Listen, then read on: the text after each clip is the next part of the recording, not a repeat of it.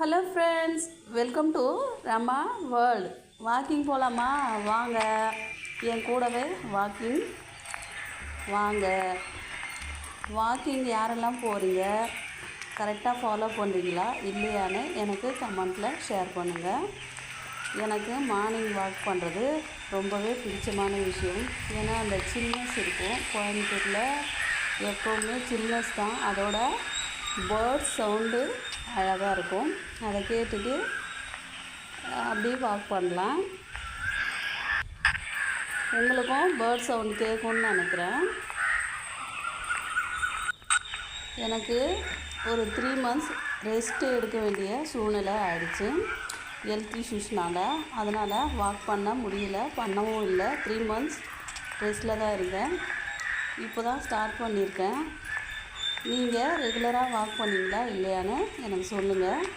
ஆனால் முதல்ல இருந்ததை விட இன்னும் வெயிட்டு அதிகமாக இருக்குது, எனக்கு நல்லாவே தெரியும்.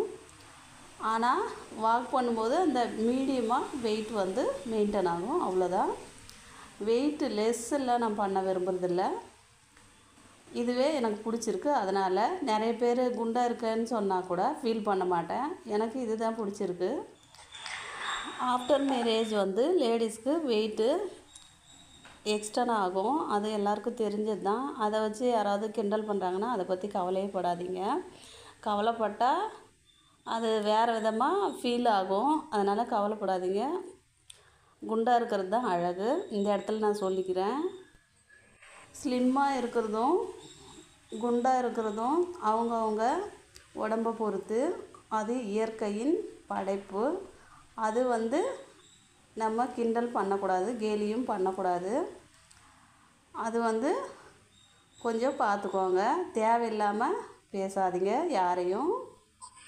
அதே மாதிரி ஒரு சிலர் ரொம்ப லீனாகவே இருப்பாங்க, வெயிட்டே விழாது.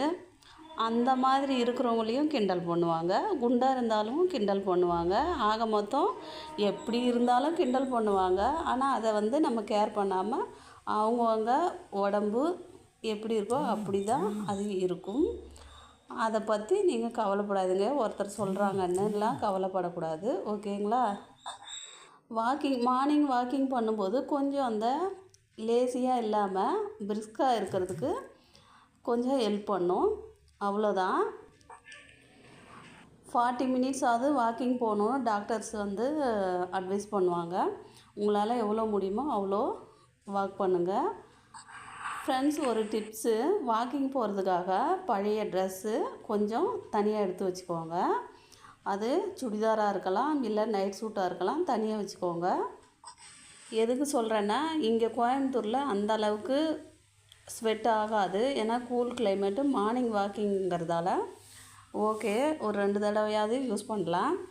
இதே நீங்கள் வேறு ஏரியாவில், உங்கள் ஏரியா எப்படி இருக்குமோ அதுக்கு தகுந்த மாதிரி ஸ்வெட் ஆகும். பழைய ட்ரெஸ்ஸு போட்டால் அடிக்கடி வாஷ் பண்ணி எடுத்து வைக்கலாம். புது ட்ரெஸ் போட்டு வேஸ்ட் பண்ண வேண்டாம். இது வந்து என்னோடய ஐடியா. நான் கொஞ்சம் பழைய சுடிஸ் வந்து வாக்கிங்காக எடுத்து தனியாக வச்சுருவேன்.